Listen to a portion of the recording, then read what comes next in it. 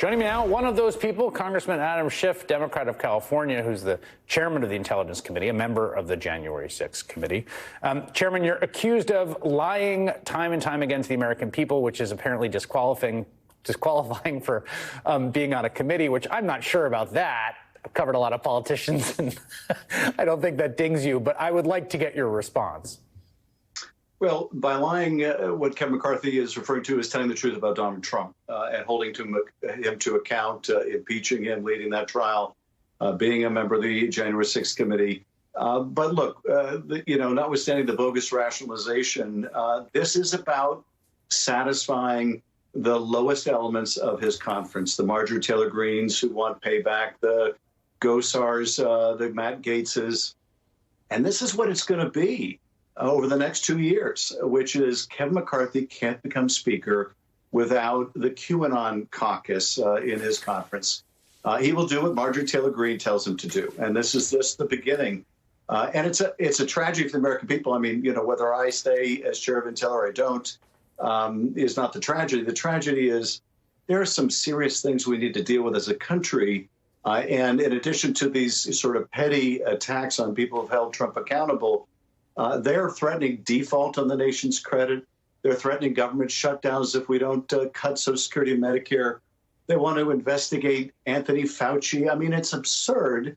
But we're going to see that if the Republican conference is an insane asylum, and it looks a lot like one, the lunatics are taking over. You had this to say. You said last week voters rejected extremist Republicans at the ballot box. Yet despite that clear repudiation, Republicans are plowing full steam ahead with their conspiracy theory agenda, a political sideshow for the QAnon base. They are so dangerously out of touch. I want to ask about what this means for governing. There are things the House has to do to keep the government running, right? Raising the debt ceiling, which you mentioned, which they're already saying, but also passing appropriations bills on a timely manner to keep the. Are you confident that McCarthy can wield this narrow majority to deliver at that threshold level, or are those going to be tough, big, catastrophes? No, I'm not at all confident that he can do even the bare minimum of the job. It's one thing if you have a large majority and you can sort of say, well, I can afford to ignore the crazies like Marjorie Taylor Greene. It's another if you have just a handful that are keeping you in the speaker's chair, and they're crazy.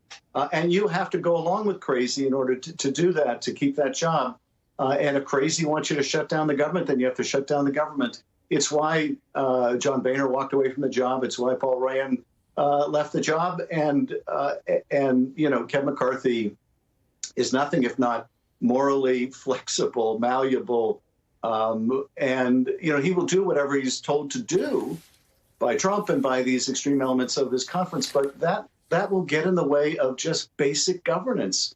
Yeah, and the American people want their government to work, and I just don't see their ability to even govern their own, let alone govern the chamber.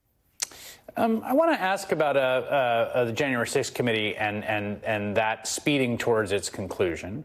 One of the big outstanding questions, of course, is about testimony from two individuals, Vice President, then Vice President Mike Pence, and the former President Donald Trump. Donald Trump has been subpoenaed, and he is challenging that subpoena. Mike Pence, who was invited and was in negotiations, as far as I understand it, just came out with a book. He's trying to sell that book everywhere that he can go, and basically is saying, if you want my testimony, you got to pay the $25 for it, but the committee doesn't get it. Here's how he described his decision that you don't get to talk to him. Take a listen. I never stood in the way of senior members of my team cooperating with the committee and testifying. But Congress has no right to my testimony. You're closing the door on that entirely. I'm closing the door on that. Why do you think he's wrong when he says Congress has no right to his testimony? Because it's, at its most basic, it's not about what Congress has a right to. Indeed, we do have a right to his testimony. It's what is his responsibility to the public and to the country. Former presidents have come and testified before Congress. Certainly a former vice president can. But as you say, no, it's more important for him to sell his book. It's really basically following the John Bolton model. I can't come in to testify before Congress for some fictitious reason, but I can put it all in a book and make money from it. Look, we have to view everything Mike Pence says and does right now through the prism of two things. He wants to run for president. He doesn't want to alienate the Trump base any more than he has to. And this is his way of walking that line.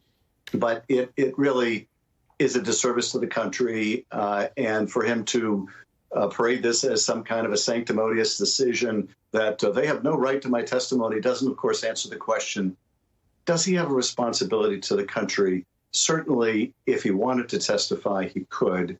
And he is withholding that from the American people.